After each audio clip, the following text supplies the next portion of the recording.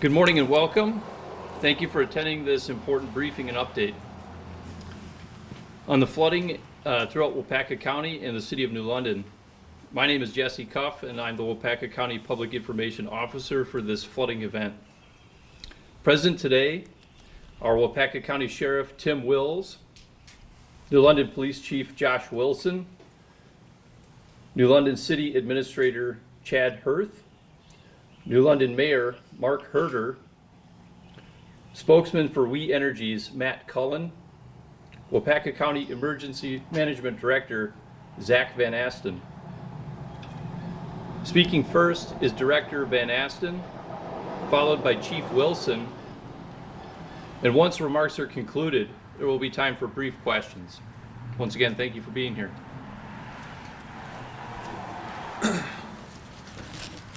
Good morning, everyone. Thank you for attending. The countywide flooding event is ongoing. The flood waters remain a serious hazard throughout the county. Yesterday, Waupaca County and Governor Evers have declared a state of emergency. Hazardous weather conditions are expected to continue through Saturday evening. This will likely worsen the flooding. In addition, already saturated soil is becoming increasingly unstable, and that is raising the risk possibly of uprooted trees and down power lines.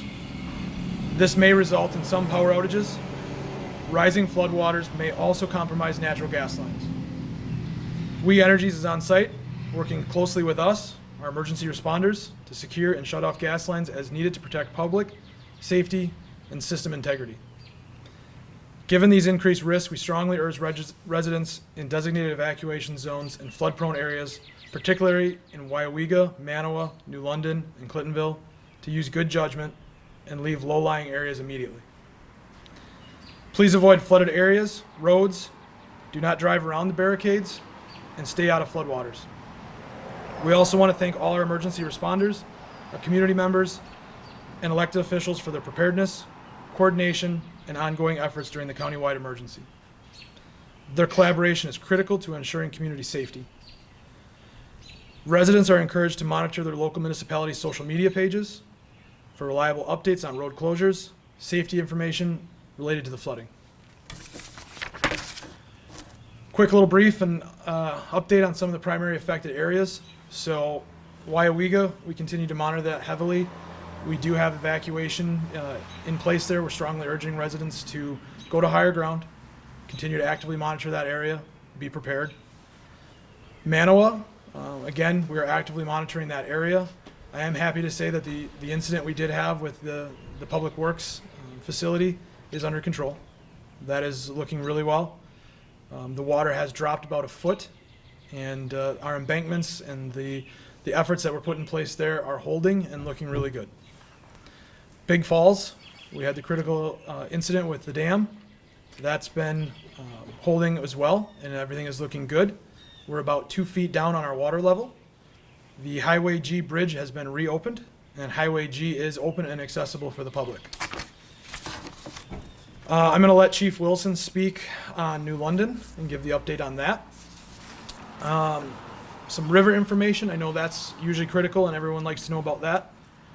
Our current water levels on the Wolf River, as of this morning at 4:37 a.m., we are looking at 11.1 feet.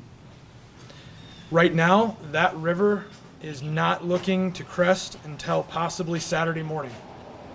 We are looking at about 11.6 feet when that will crest.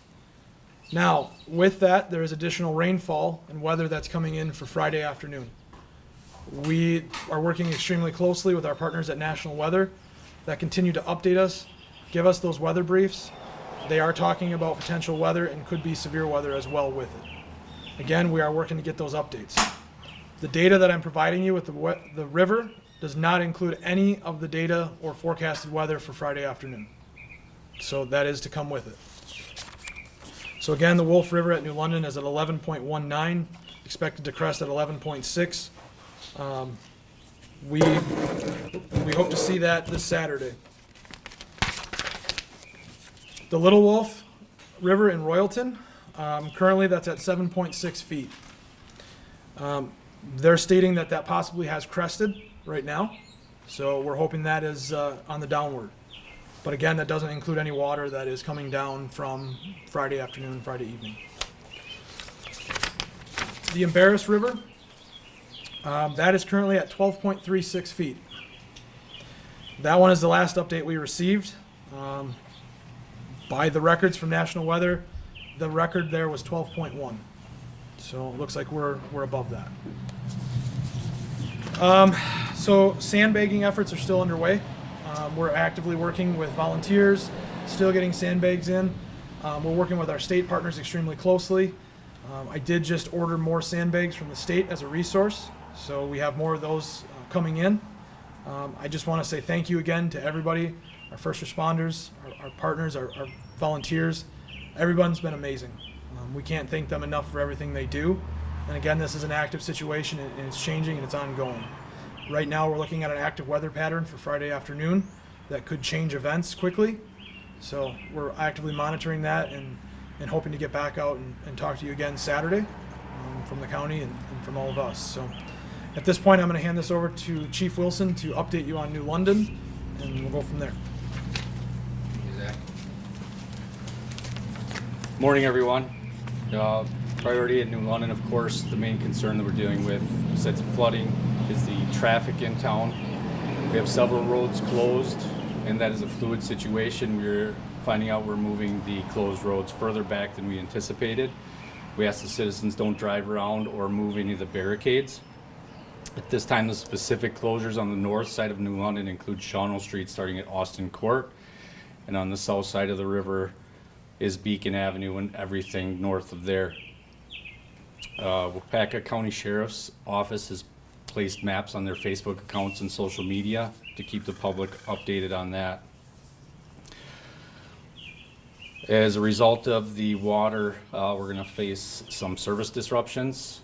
Matt from WE Energies will talk about that in a little bit. The post office has stopped mail service for the city of New London. Garbage and recycling pickup has been affected. In the flooding area, I believe they will continue in the non-flood area to continue with those services. New London Utilities, I don't have an update from them. They're monitoring it and they have the ability to work with that remotely if they have to deal with any utility issues. A reminder, our emergency public shelter set up at the Washington Center Gym, located at 500 West Washington Street. If you do decide to evacuate, things to remember is bring your pets with you, your chargers and your medications. Pets are not allowed in the emergency shelter. Sandbag pickup right now is at Hatton Stadium, which is the south side of Hatton Park. We ask that you enter Hatton Park on Warner Allen Boulevard and exit on Jennings Road. Again, as Zach had indicated, please stay tuned to the social media of the Waupaca County Sheriff's Office and the New London Facebook page for further updates. Matt, I'll turn it over to you for your WE Energies update. Thank you, Chief. Good morning, everyone. And as Zach and the Chief both have mentioned, obviously there have been significant flooding impacts here, not only in New London, but other parts of the county as well. And so to address those impacts, We Energies crews are temporarily disconnecting natural gas service to homes and businesses around Shiocton and New London due to damaging flooding and evacuation orders.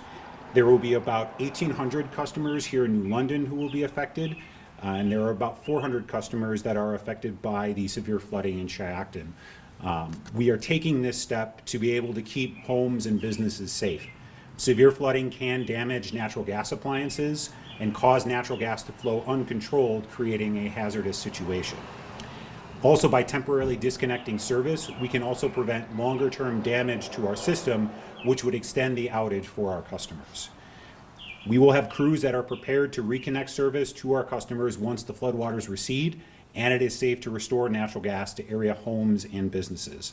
In some of those cases, our crews will need to replace natural gas meters as part of that reconnection process. We will continue to coordinate with our municipal partners and our county emergency management officials on the flooding as the situation continues to develop. And with that, I'll turn it back over to Zach. I'm going to open it up quick for a few questions. In terms of the scope of cleanup for something like this, do you guys have an estimate of how long it'll take to recover after all of this? You know, right now our efforts are really focused on the current situation. Since it's still changing, we don't really know when it's going to end yet. So it's going to take a long time for us to get this cleanup done. But right now our efforts are focused on, you know, life safety and just ensuring the public is safe and working through it, like I've said since the beginning, step by step, minute by minute, hour by hour. You know? So unfortunately right now I don't have an estimate on that. Do you have any idea, and, you know, obviously some of the rivers have been crested or have, and the incoming weather, how much more flooding we could see? And, you know, Yeah. like another block, another two, you know, like, So we're actively working with National Weather. They have all their researchers, analysts, everybody working to give us that information the best they can. The problem we're running into is we don't know exactly how much weather or rain we're going to get Friday evening. There's been talk of an inch to 1.75. So that could raise the river a foot. It could raise it a little bit. We don't really know. So that's why, again, it's step by step, minute by minute, and we're kind of playing it by ear. So. yeah, I was just gonna ask, just how much, you know, how much rain we get in the next couple of days, how much will it affect? Yeah. And I know the dam was a major concern. Now you said it sounds like it's dropped at least a foot. I mean, is that Yeah. still a major concern, or is it? Do you think you're out of the, I think the danger zone there? Well, we're always in the danger zone right now because the water continues to rise. We have dams throughout the county that are all stressed to the max. You know, we're actively monitoring that as close as we can. Yeah, will the rain affect those? Absolutely. Do I feel like we're at a better level than we were the other day? Absolutely. You know, we are in much better shape than we were Monday. So we anticipate that river to go up and the flooding to go up a little bit. By how much, I'm not sure. We're actively hoping to get an answer from National Weather as they predict that out here this afternoon. Hey, this is Kate Peterson at CNN. I'm wondering how many people are under evacuation alert or orders in Waupaca right now. So we have evacuation orders in certain areas of the city. In New London specifically, I don't have the numbers.